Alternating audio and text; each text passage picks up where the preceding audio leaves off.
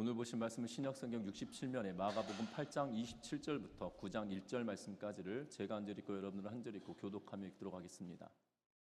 신약성경 67면에 마가복음 8장 27절부터 9장 1절 말씀까지를 제가 한 절 읽고 여러분들 한 절 읽고 교독하며 읽도록 하겠습니다. 예수와 제자들이 빌립보 가이사랴 여러 마을로 나가실새 길에서 제자들에게 물어 이르되 사람들이 나를 누구라고 하느냐.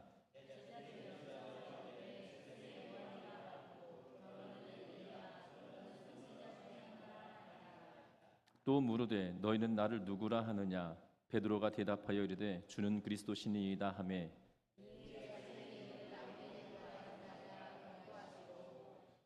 인자가 많은 고난을 받고 장로들과 대제사장들과 서기관들에게 버림받아 죽임을 당하고 사흘 만에 살아나야 할 것을 비로소 그들에게 가르치시되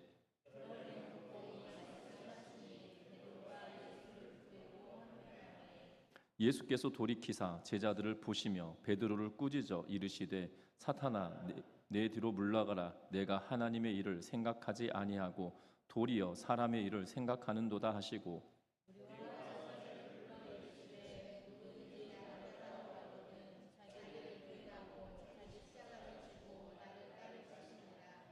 누구든지 자기 목숨을 구원하고자 하면 잃을 것이요 누구든지 나와 복음을 위하여 자기 목숨을 잃으면 구원하리라.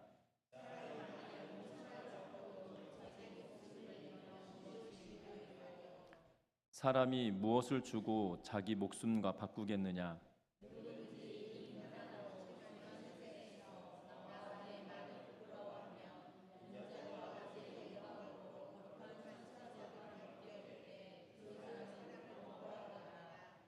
같이 읽습니다.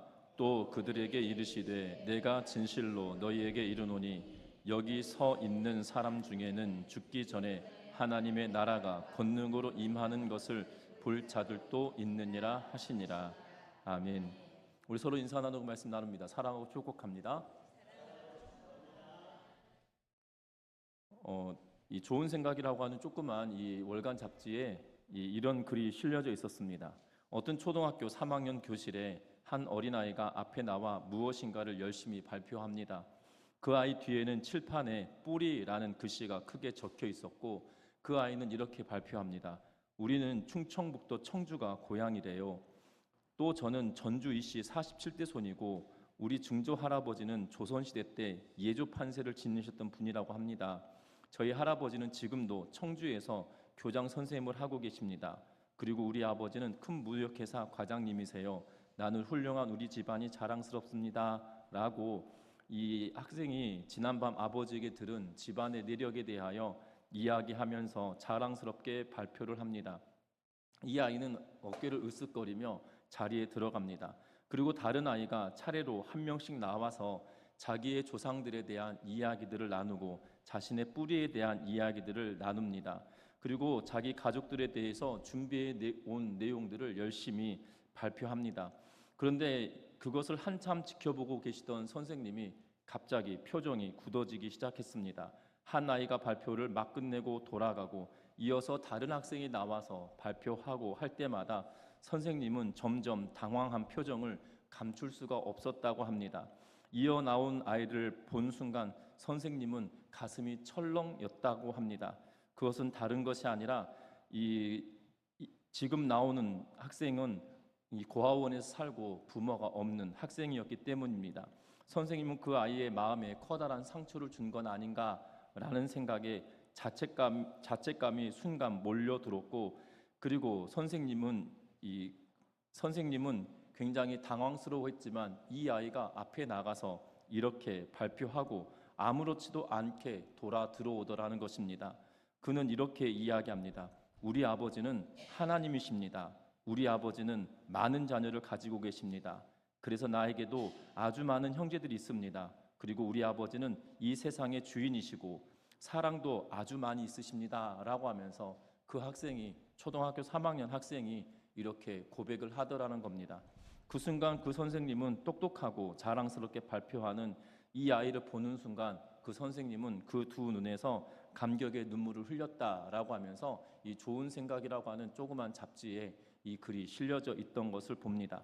분명한 것은 우리의 신앙생활의 여정에 분명한 것은 내가 나의 아버지가 누군지 명확하고 분명하게 고백하며 살아야 되는데 우리의 신앙의 여정에는 이런 고백이 우리에게 잘 잊혀지지 않을 때가 많은 것을 보게 되죠. 우리는 하나님 아버지라고 이야기하지만 하나님은 나의 생과 동떨어지는 나의 삶과 전혀 관계없는 분이신 것처럼 여겨질 때가 있는 것을 보게 됩니다.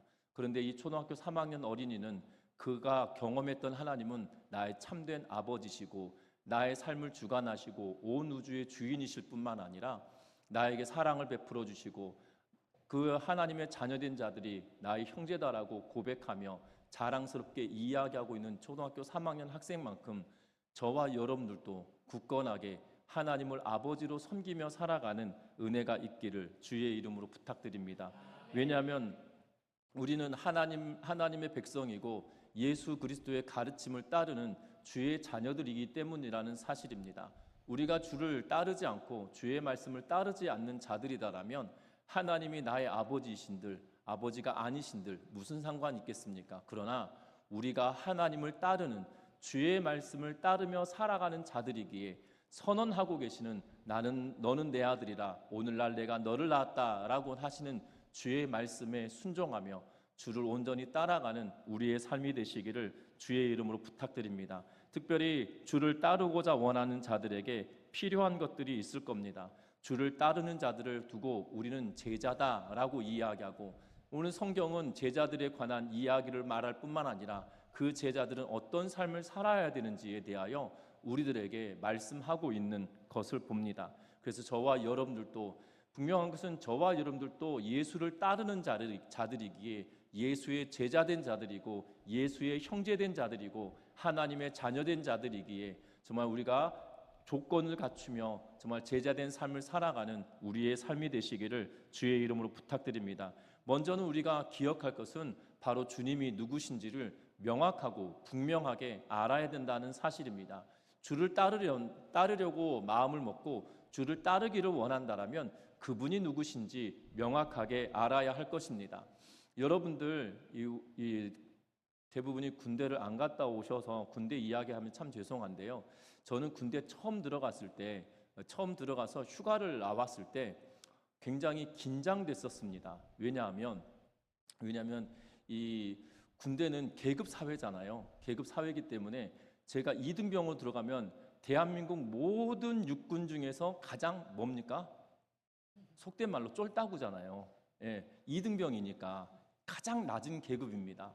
그래서 2등병 계급장을 달고 처음 휴가를 나왔을 때 버스 터미널에 딱 갔는데요.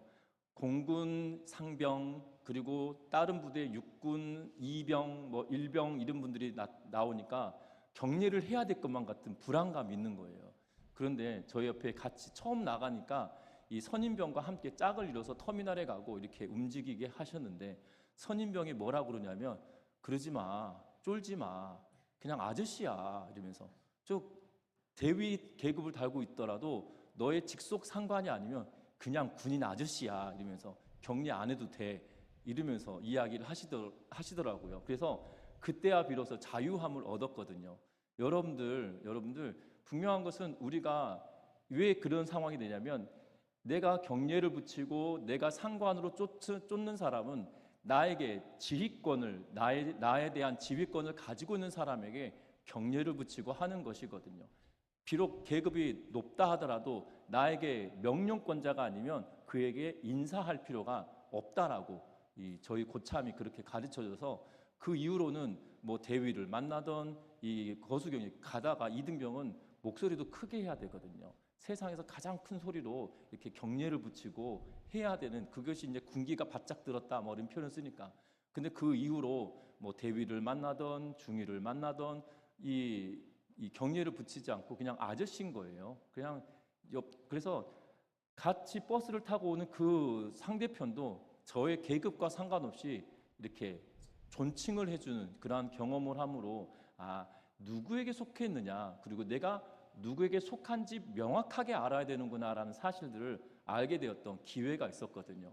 여러분들 분명한 것은 내가 누구의 지휘를 받느냐 그래서 누구의 지휘를 받느냐가 굉장히 중요합니다. 왜냐하면 내가 지휘를 받는 사람에게 그 사람이 나에게 명령을 내릴 수가 있고 그의 명령에 복종을 해야 되는 그러한 관계가 있는 거죠.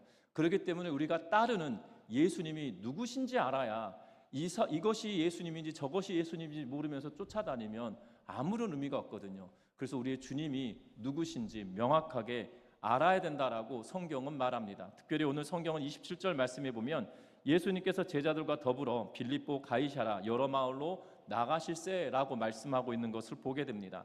여러분들 이 신약 성경에 가이사랴라고 하는 지역이 두 군데가 등장합니다. 먼저는 헤롯 대왕이 이 로마의 황제에게 잘 보이기 위하여 신도시를 건설합니다. 그것은 이 지중해 연안에 가이사랴라고 하는 지역을 이 신도시로 세워서 왕에게 바칩니다. 그래서 그 도시의 이름을 가이사랴가 우리가 일반적으로 세계사 시간에 배우는 표현을 한다면 시저라는 표현이에요.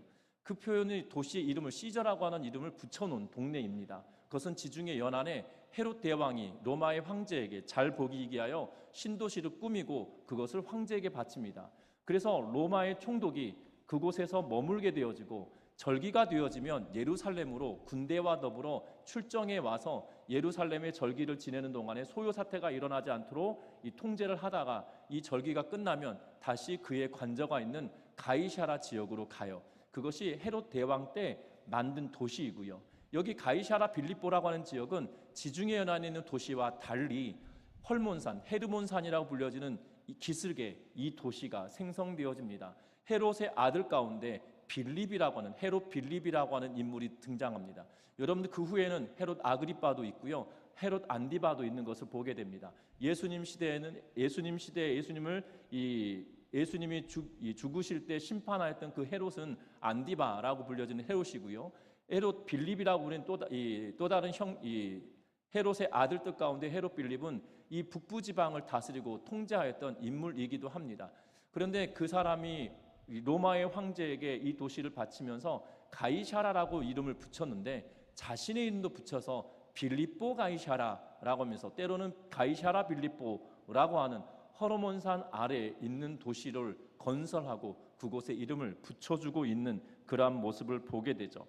분명한 것은 그곳에 가셔서 예수님께서 질문을 하십니다. 뭐라고 질문하냐면 사람들이 나를 누구라고 하더냐라고 묻고 있는 것을 보게 되죠. 여러분들 예수님이 누구신지 우리에게 물을 때 너는 나를 누구라고 여기냐라고 묻는다라면 저와 여러분들은 무엇이라고 대답하시겠습니까? 분명한 것은 제자들에게 묻습니다. 사람들이 나를 누구라고 하더냐라고 말할 때 어떤 사람들은 세례 요한이다. 여러분들 세례 요한은 이미 죽었습니다. 그런데 세례 요한이라고 합니다. 다시 말하면 세례 요한이 다시 부활했다라고 여기며 세례 요한이다라고 말하죠. 뿐만 아닙니다. 더러는 엘리야다 또는 선지자 중에 한 사람이다라고 사람들은 이야기합니다라고 말할 때 예수님께서 뭐라고 또 물으시냐면 그러면 너희는 나를 누구라고 생각하느냐? 너희는 나를 누구라고 말하느냐라고 말할 때 베드로가 고백합니다. 주는 그리스도십니다라고 말하죠. 그리스도란 뜻은 바로 기름 부음 받은 자. 구약에서 뭐라고 이야기하면 구약의 기름 부음 받은 자는 왕이고 선지자이고 제사장만이 기름 부음을 받는데 그 기름 부음을 받았다는 또 다른 의미가 뭐냐면 그 사람은 메시아다. 당신은 메시아이십니다. 주인 되신 당신은 우리의 왕이십니다. 우리의 메시아입니다. 우리의 구원자입니다. 라고 고백하고 있는 그러한 모습을 보게 된다는 겁니다. 분명한 것은 세상 사람들이 예수 그리스도를 지칭할 때 예수는 세계 4대 성인 가운데 한 명이다 라고 이야기합니다. 그래서 믿는 사람들 가운데서도 오로지 예수 그리스도를 성인들 가운데 한 명인 것처럼 치부하는 그러한 이들도 있는 것을 보게 되죠. 그러나 분명한 것은 예수는 그리스도시다는 사실이에요. 우리를 구원하시고 나의 주인이시고 나의 메시아 되신 그 하나님이신 그분이 이 땅에 오셔서 나를 구원하시기 위해 이 땅에 오신 예수라는 사실들을 기억하는 우리의 삶이 되시기를 주의 이름으로 부탁드립니다. 믿음은 바른 고백으로부터 시작되어지고 있다라는 사실이에요. 내가 믿는 그가 어떠한 분이신지 명확하게 알고 명확하게 고백해야 된다는 겁니다. 그러면 예수는 누구십니까? 라고 묻는다라면 우리는 우물쭈물할 때가 있습니다. 왜냐하면 내가 예수는 믿지만 그 예수님을 설명할 때 뭘 설명해야 될지 모르기 때문이죠. 그래서 당신에게 예수님은 어떤 분이십니까? 라고 묻는다라면 이렇게 말합니다. 예수님은 나의 구주십니다. 라고만 이야기합니다. 그런데 예수님을 이야기할 때 가장 먼저 이야기해야 될 것은 딱 5가지예요. 예수님이 나를 위해 이 땅에 오셨다. 나의 죄를 위해 십자가에 죽으셨다. 예수님이 하나님이신 것을 증명하기 위하여 부활하셨다. 그리고 예수님은 우리의 거할 처소를 예비하기 위하여 승천하셨다. 그리고 예수님은 우리를 마지막 때 심판하기 위하여 다시 오실 분이시다. 라는 이 5가지가 우리의 마음속에 있어야 예수님이 누구신지 명확하고 분명하게 설명할 수 있습니다. 우리에게 예수님이 나의 구원자이십니다 라고만 이야기하면 그래서 어쩌라고 말하면 어떤 설명이 되겠어요? 나의 구원자 되신 분인데 그분이 어떻게 오셨는지, 그리고 그분이 왜 죽으셨는지, 그리고 왜 부활하셨는지, 왜 승천하셨는지, 왜 다시 오셔야 되는지, 그것에 대한 설명이 우리에게 있지 않고 우리 안에 있지 않은 것은, 그렇게 설명하지 못하고 선포하지 못하고 말하지 못하는 것은 내 안에 그것이 각인되어져 있지 않고 내 안에 내가 예수 그리스도에 대하여 명확하고 분명하게 알지 못하기 때문에 설명해내지 못한다는 사실입니다. 여러분들 초등학교 1학년 자녀나 또는 손자들이 와서 이 할머니 할아버지 또는 엄마 아빠에게 묻습니다. 뭐라고 묻냐면 1 더하기 1이 왜 2입니까? 라고 묻는다라면 뭐라고 설명하시겠어요? 1 더하기 1이 왜 2냐고 묻는다라면 어떻게 설명하시겠습니까? 그것은 초등학교 1학년 학생들에게 있어서만큼은 자연수다라고 가르치죠. 그 자연수는 이 사물에 대한 숫자를 셀 때 생겨나는 숫자를 두고 자연수라고 이야기합니다. 그래서 하나 더하기 하나는 2개가 된다는 것을 우리가 설명해 줄 수가 있죠. 손가락 하나에 손가락 하나를 더하면 2개가 되는 것 아니냐, 이것을 자연수라고 이야기해라고 설명해 주실 거예요. 대부분 그렇게 설명할 겁니다. 그리고 조금 더 성장하면 구구단도 물어보면 설명을 해 주실 거예요. 2 곱하기 2는 뭡니까? 라고 말하면 언뜻 생각이 잘 안 난다 하더라도 그건 4야 이렇게 말하죠. 그게 왜 4가 됩니까? 라고 물으면 설명해 주실 것이에요. 2개씩 묶어서 2묶음이야. 그래서 4개잖아 라고 설명해 주실 거예요. 왜 그렇습니까? 내 안에 내 생각 속에 이 관념이 개념이 잡혀 있기 때문이죠. 그런데 우리에게 당신에게 예수님은 어떤 분이십니까? 라고 물으면 우리는 우물쭈물하죠. 왜냐하면 내 머릿속에 예수님이 누구신지 개념 정리가, 개념이 잡혀 있지 않고 그냥 막연하게 나를 구원하신 분이십니다 라고 그렇게만 고백해 왔기 때문이라는 거예요. 그런데 그 예수님을 고백할 때 내가 그 예수님을 명확하게 알고 고백하는 은혜가 있으시기를 주의 이름으로 부탁드립니다. 내가 따르는 주님은 나의 죄를 위하여 이 땅에 오셨고 나의 죄를 위하여 나의 죄를 용서하기 위하여 십자가를 지셨고 또한 그분이 하나님이신 것을 증명하기 위하여 부활하셨으며 또한 우리가 거할 처소를 예비하기 위하여 하나님 나라에 가셨고 이 땅에 우리를 마지막 때에 심판하기 위하여 믿는 자들에겐 상급을, 믿지 아니한 자들에겐 심판하기 위하여 이 땅에 다시 오실 분이시라는 사실을 명확하게 알면서 고백하며 선언하며 살아가는 우리의 삶이 되시기를 주의 이름으로 부탁드립니다. 그 예수를 믿고 따라갈 때 바른 예수님을 믿고 나아가는 거고 나에게 영향을 주시고 나의 통치자 되시는 분이 누구신지 잘 알고 따르는 것이라는 것을 기억하면서 믿음으로 살아가는 우리의 삶이 되시기를 주의 이름으로 부탁드립니다. 뿐만 아닙니다. 오늘 성경 말씀에 보면 이렇게 말씀하시죠. 오늘 31절 말씀 같이 한번 읽어봅니다.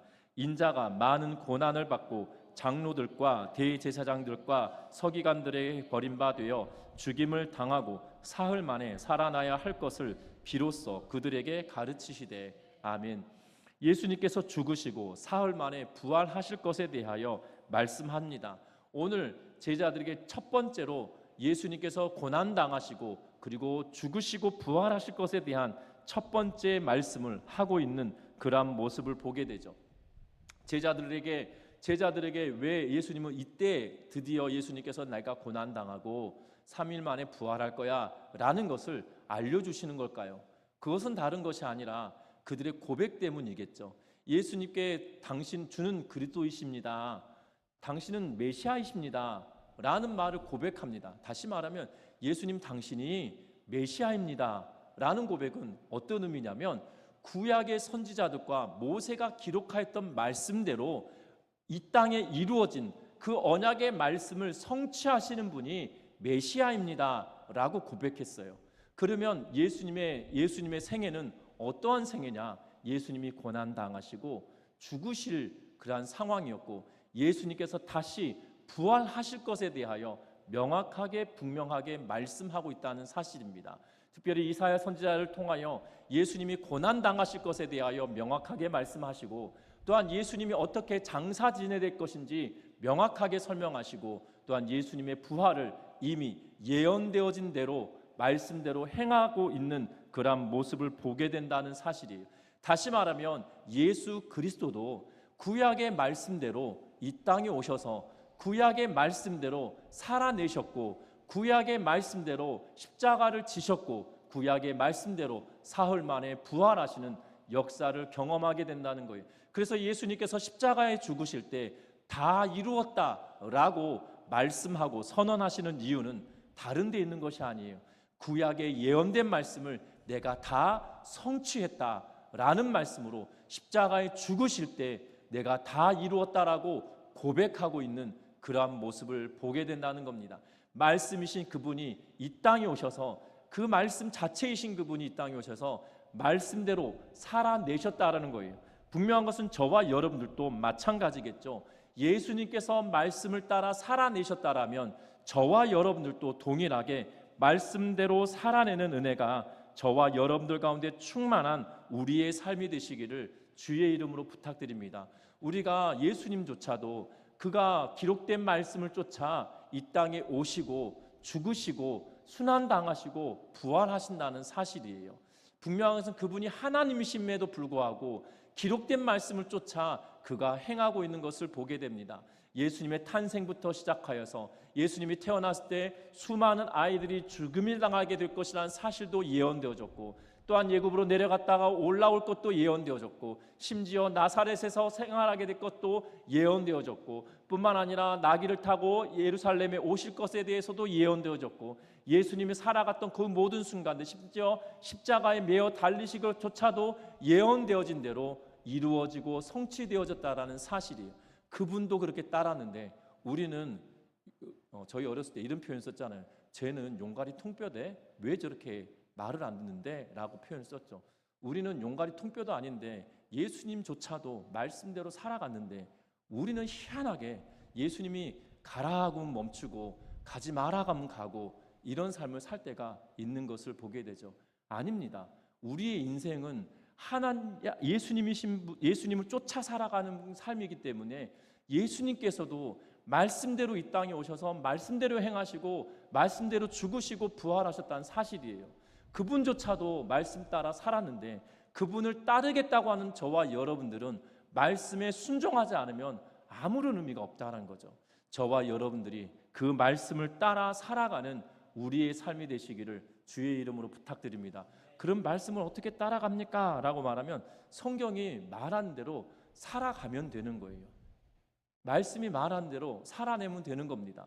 그런데 말씀을 깊이 읽지 않고 계속 읽지 않으니까 말씀대로 살아낼 뭘 위해서 살아야 되는지 무엇을 붙들고 살아야 되는지 모르는 거예요. 저와 여러분들 말씀을 붙들고 살아간다는 거 말씀대로 행하는 은혜가 있으시기를 주의 이름으로 부탁드립니다. 여러분들 그렇지 않습니까? 핸드폰을 바꾸더라도 이 면밀히 살펴보죠. 저는 이렇게 교회 그 보도블럭 깔고 난 뒤로 이 보도블럭 사이에 나오는 이 그 풀들이 잘 안 뽑히더라고요. 특별히 그 뿌리로 옮겨오는 그 대추나무가 이 희한하게도 보도블럭 사이에서 올라오는데요. 그게 가시가 돋쳐 있어서 손으로 잡아 뽑기도 참 애매해가지고 이 제초제를 뿌리거든요. 그런데 제초제도 사용 설명서가 있더라고요. 뭘 할 때는 용량이 20리터면 20리터에 몇 cc를 넣어야 된다. 그리고 몇 cc를 해라. 이렇게 다 쓰여져 있더라고요. 심지어 이 살충제에도 이 잎에다 뿌리는 거, 그리고 그 벌레가 어느 정도 됐을 때 그 과수나 채소에 따라 용량이 각각 다르더라고요. 여러분들 이 농약 치시거나 살충제를 뿌리실 때 그 설명서를 다 보시고 하시겠죠. 예, 설명서 하시겠죠. 왜냐하면 너무 과해도 안 되고 너무 덜해도 안 되는 거 아니겠습니까? 분명한 것은 설명서대로 하는 거 할 거. 왜냐하면 가장 열심히 연구해가지고 이 정도 하는 게 가장 효과적이다라고 써놨을 거기 때문에 설명서를 보고 하는 게 제일 수월한 것 같아요. 그런데 분명한 것은 세상이 말하는 연구자들이 개발해가지고 이대로 쓰세요라고 하는 설명서를 보면서 따라가면서도 우리의 인생의 모든 일들과 우리가 인간이 살아가는 동안에 닥칠 어려움에 대하여 해답이 여기 있다라고 하면서 정답지를 우리에게 딱 줬어요. 그런데 우리는 정답지를 보지 않고 내 마음대로 살다가 왜 하나님 나에게 정답을 안 주십니까? 이미 다 줬는데 안 보는 거예요. 안 찾아보는 거예요. 그리고 그 정답을 정답이라고 여기지 않는 거예요. 안 보니까. 여러분들 중요한 것은 우리의 인생에 맞게끔 하나님이 다 해주셨어요. 오죽하였으면 더 이상 없다라고 하시면서 요한을 통하여 더해도 되지 않고 빼도 되지 않는다. 더한 자에게 뺀 자에게 내가 징계하겠다라고 하면서 요한은 계시록 마지막 장에 기록해 놓고 있는 걸 보게 되죠. 우리의 인생에 필요한 말씀을 다 주셨어요. 중요한 것은 그것을 읽고 깨닫고 따르고 그 말씀대로 행하며 살아가는 것이 우리에게 필요하다는 것을 기억하면서 믿음으로 살아가는 우리의 삶이 되시기를 주의 이름으로 부탁드립니다.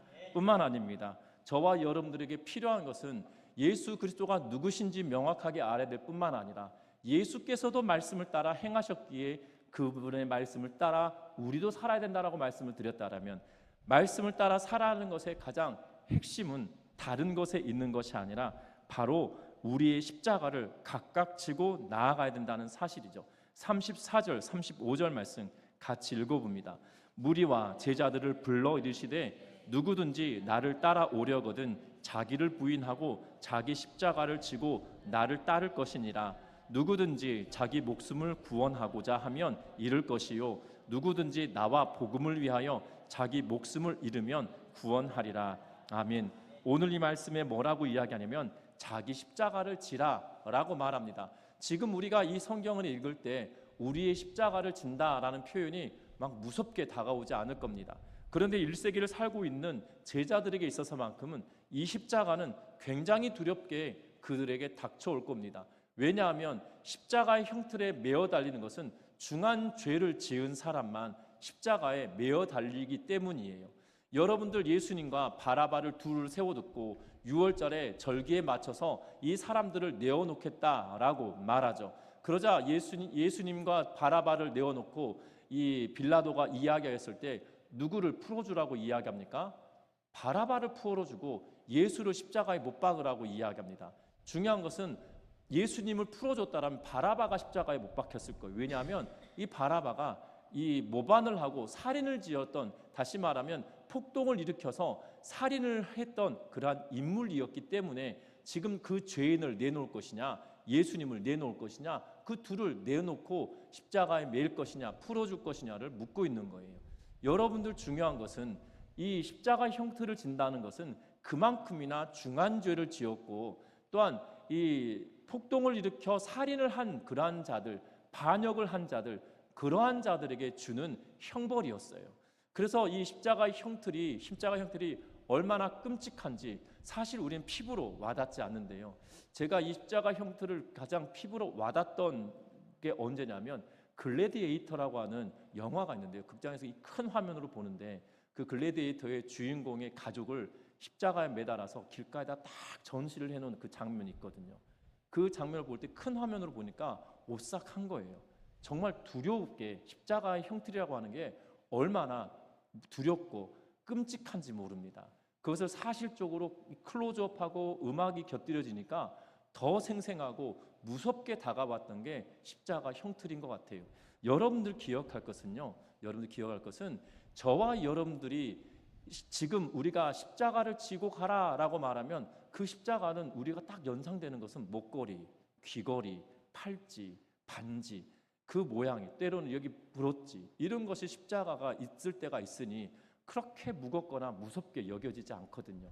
그래서 십자가를 진다는 것이 때로는 그럴 수도 있지, 이럴 수 있는데요, 아닙니다. 여러분들, 우리의 인생에 우리의 십자가는 예수님이 지셨던 십자가만큼 무거운 거예요. 그래서 우리가 이 땅의 삶을 살아갈 때 제자의 길을 걸어간다는 것은 좁은 길을 걸어간다라는 의미이고, 제자의 길을 걸어간다는 것은 이 중한 죄인이 짊어지는 그 십자가만큼의 무게가 우리에게 있다는 거죠. 저와 여러분들, 그런데 이 십자가를 짐은 다른 것이 아니에요. 오늘 본문에 보니까 뭐를 하고 이야기합니까? 나와 복음을 위하여 살아가는 것이 십자가를 지는 것이다 라고 말씀하고 있어요. 예수 그리스도를 위해서 살아가고 계십니까? 또한 여러분들이 예수 그리스도의, 하나님께서 우리에게 주신 이 복음을 위하여 살아내고 계십니까? 여러분들, 예수 그리스도와 복음을 위하여 살아가는 것이 바로 십자가를 지는 거라는 거예요. 그런데 이 땅의 삶을 살아갈 때 그리스도를 위하여 살아가기보다, 또한 복음을 위하여 살아가기보다 내가 원하는 대로 살고 내 뜻대로 살고 나의 유익을 위하여 살아갈 때가 더 많은 것을 보게 되죠. 그런데 우리의 삶의 중심에 먹든지 마시든지 하나님의 영광을 위하여, 먹든지 마시든지 예수 그리스도를 위하여 살아내는 우리 전미중앙교회 모든 성도님들 되시기를 주의 이름으로 부탁드립니다. 우리가 한 걸음 한 걸음 걸어가는 것이 정말 복음을 위해 살아내는 그러한 걸음걸음이 되는 은혜가 있으시기를 주의 이름으로 부탁드립니다. 우리는 예수 믿는다고 하면서도 세상 사람들에게 지탄을 받는 사람들이 있을 수 있습니다. 분명한 것은 저 사람이 예수 믿는다고? 라는 소리가 아니라, 야, 저분이 예수 믿는다니까 참 놀랍다, 저분이 믿는 예수님은 도대체 누굴까? 라는 기대를 갖게 만드는 삶이 우리의 삶 가운데 실천되어지는 은혜가 있으시기를 주의 이름으로 부탁드립니다. 현대는 참으로 안타까운 시대를 살고 있습니다. 왜냐하면 교회가 복음을 위하거나 또한 예수 그리스도를 위해서 사는 것보다 교회가 세상의 가치와 세상이 원하는 대로 휘둘려 살아감으로 말미암아 세상 가운데 지탄의 대상이 되어지는 그러한 현실을 우리가 살고 있거든요.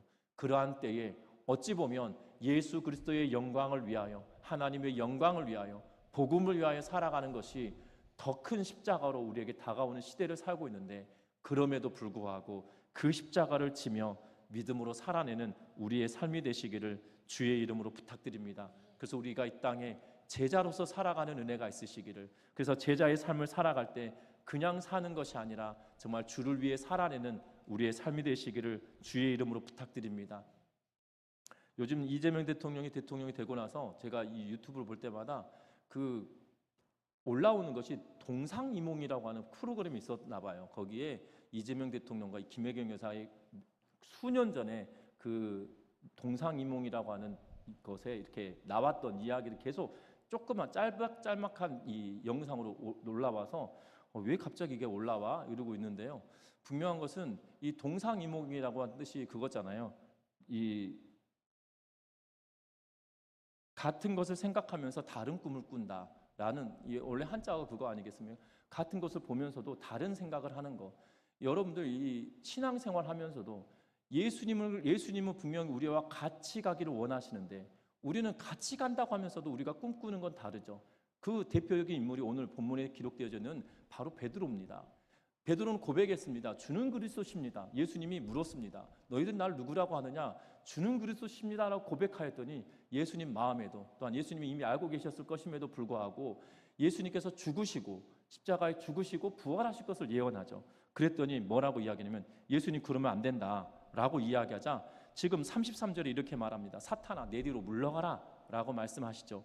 하나님의 일을 생각하지 아니하고 도리어 사람의 일을 생각한다 라고 말씀하십니다.